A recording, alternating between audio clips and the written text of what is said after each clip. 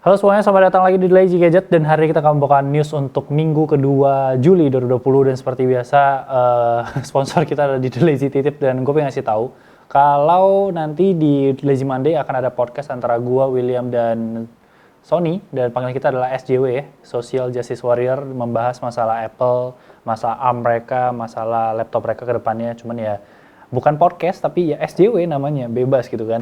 Nah, untuk minggu kali ini bisa bilang minggunya Samsung banget karena Apple sangat sedikit ya. Kemarin kan dibahas abis dan minggu ini benar-benar di Samsung semuanya, bagi ada Note 20 Ultra. Tapi kita akan mulai dari berita pertama, itu adalah masalah fitur face to face dari Tinder. Dimana setelah direncanakan ada, akhirnya fitur ini sudah masuk ke tahap testing di beberapa negara, di mana Indonesia tentu saja tidak termasuk, dan di tahap testing beberapa negara itu juga cuma sekumpulan orang doang yang dapat, di mana face to face ini sebuah fitur video call. Kalau kalian pernah video call pakai Instagram, kalian tahu kalau dia itu pasti split screen atas bawah, jadi bukan kayak picture in picture, di mana itu kayak memperlihatkan muka kalian seutuhnya gitu kan, bisa lihat kalian itu lagi cakep apa enggak, atau kalian mungkin bisa lebih respon atau peka kalau ada barang-barang yang pengen kalian kasih lihat di bagian belakang kalian. Nah, face to face ini juga tentu aja datang dengan parental guide atau di bawah pengawasan orang tua, jadi nggak boleh ada nudity, nggak boleh ada hal-hal aneh, nggak boleh rasis dan segala macam. Yang menarik adalah dengan fitur ini berarti kalian tidak usah lagi memberikan kontak personal kalian kepada stranger yang modus untuk ayo kita video call, tapi di Tinder nggak usah video call gitu kan. Dan kalian juga bisa langsung ngeliat langsung si stranger tanpa harus ketemu langsung, which is a good thing karena kita tahu dengan masa pandemi sekarang ya sebisa mungkin jangan ketemu sama orang. Tapi tentu aja ini masih testing, kita tunggu aja sampai di official karena kayak di tes servernya itu bakal aman apa enggak. Nah, yang kedua adalah masalah unblokir dari Netflix yang sebenarnya udah disuarakan beberapa minggu yang lalu dan ternyata janji itu terrealisasikan cukup cepat. Jadi dari tanggal 7 Juli atau Selasa kemarin, kalian yang pengguna Telkomsel dan IndiHome akhirnya bisa berbahagia untuk bisa mencoba Netflix ini tanpa ada masalah. Jadi kalau kalian belum tahu silahkan langsung dicoba. Kalau kalian mau ngasih tahu teman kalian juga jangan lupa untuk di-share video ini.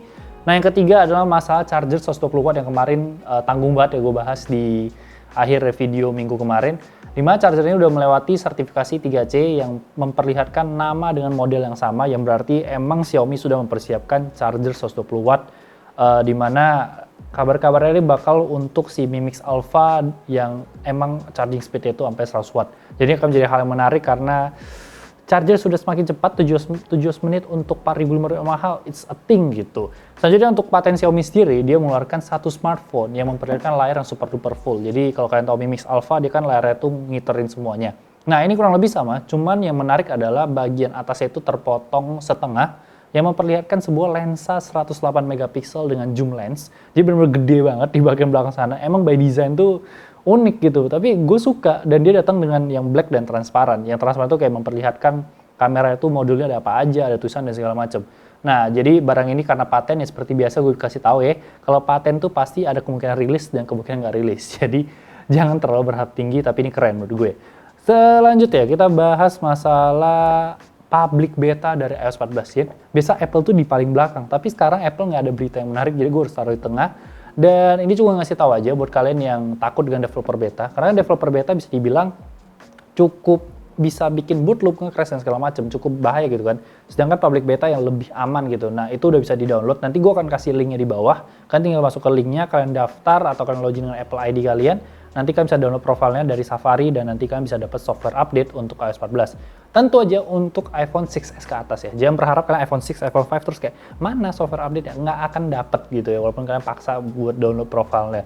Gue udah coba dan gue udah posting juga di Instagram, kalian bisa lihat sendiri di mana ya gue udah pakai widgetnya di segala macam. Cuma widgetnya itu emang terhitung sangat sedikit sih menurut gue, tapi mungkin kedepannya akan diupdate.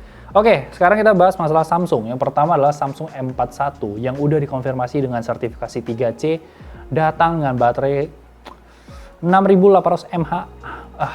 Udah bener-bener menembus segalanya ya. Jadi ini Samsung bakal ngebawa tren baru, menjadi trendsetter untuk masalah kapasitas baterai ini. Jadi bener-bener fast charging semakin kenceng, baterai semakin besar, tapi terlihat sepertinya desain dari smartphone M41 ini benar-benar tebel banget. Nah, selanjutnya kita ngomongin masalah desain S21. Jadi ini datang dari Maury QHD. Maury QHD cukup menarik karena Maury QHD sebenarnya adalah leaker yang cukup reliable. Bahkan gue baru baca-baca dan ikutin, ternyata John Prosser tuh suka mencuri leak. Jadi selama ini leak-leak dari si Maury atau mungkin dari leak-leaker yang kecil yang kalian nggak tahu, itu semuanya diambil untuk di show up, sama seperti gue mengambil dari John untuk di show up buat kalian sebagai info. Jadi gue sekarang lebih ke mau request dia untuk membaca informasinya.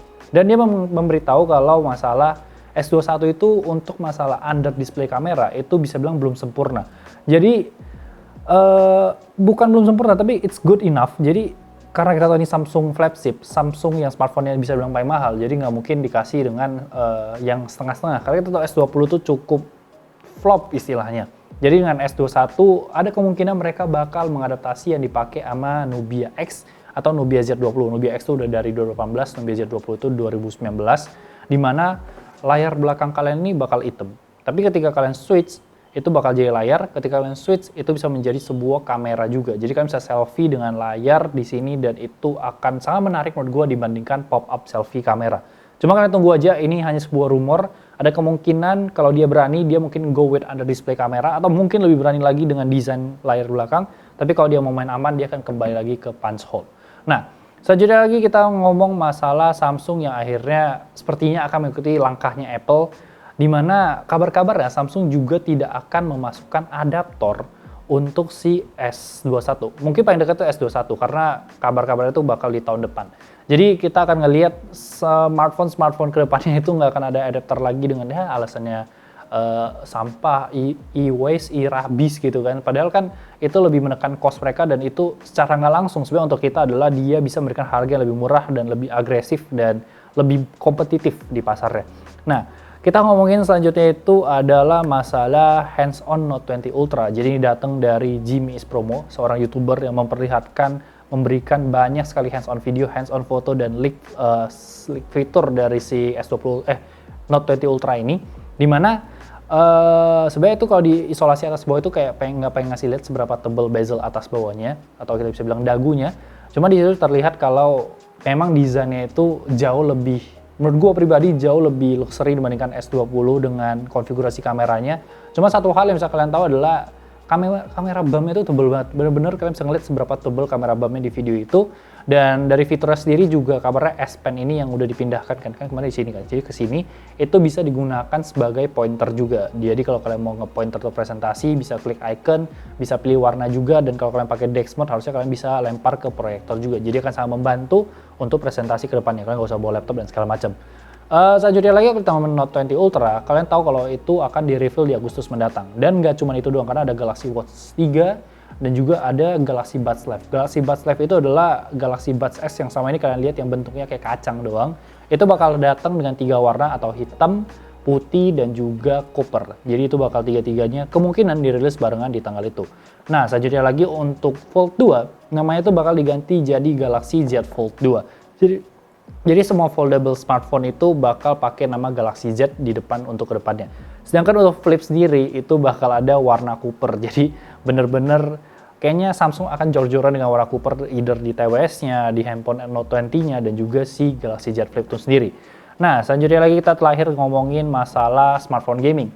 Yang pertama adalah ROG Phone 3 udah dikonfirmasi bakal dengan Snapdragon 865 Plus. Jadi setelah semua rumor itu 865 Plus itu tetap ada dan ini udah di-reveal langsung dari Twitter dia. Dia memberikan sebuah video pendek yang memperlihatkan si chipset Qualcomm itu. Dimana di sisi lain yang menarik adalah Lenovo Legion Gaming Phone yang kemarin udah gue kasih lihat mekanisme boxnya itu bakal rilis di tanggal yang sama. Jadi ROG Phone tuh ngerilis, oke kita akan merilis di 22 Juli. Muncullah Lenovo, oke kita juga akan rilis di 22 Juli. Bahkan dia beberapa jam lebih cepat seingat informasi gue. Jadi akan sangat menarik untuk hal ini karena Lenovo Legion Gaming Phone ini punya gimmick-gimmick yang menarik. Pertama, dia bakal pakai dual X-axis, jadi dia feedbacknya akan lebih terasa.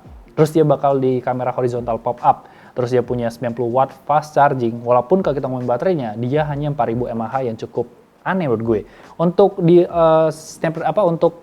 hardware sendiri, tentu aja dia akan menggunakan Snapdragon 865 Plus. Dan untuk layarnya itu dia bakal di Full HD Plus 6,6 inci AMOLED dan juga bakal 144 Hz dengan Legion UI.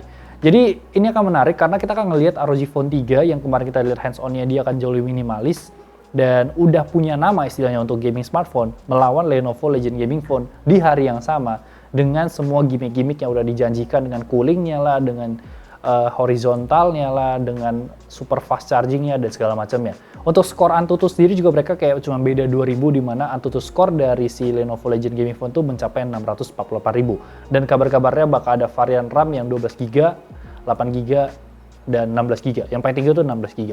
Jadi itu aja bisa gue bahas untuk Legion News untuk Minggu 2 Juli 2020 ini. Seperti biasa, jangan lupa like, comment, share. Follow Instagram kita di @thelazygadgets, gue di Jorilnardo O-nya 2. Dan jangan lupa subscribe. Thank you so much guys for watching and I'll see you next week.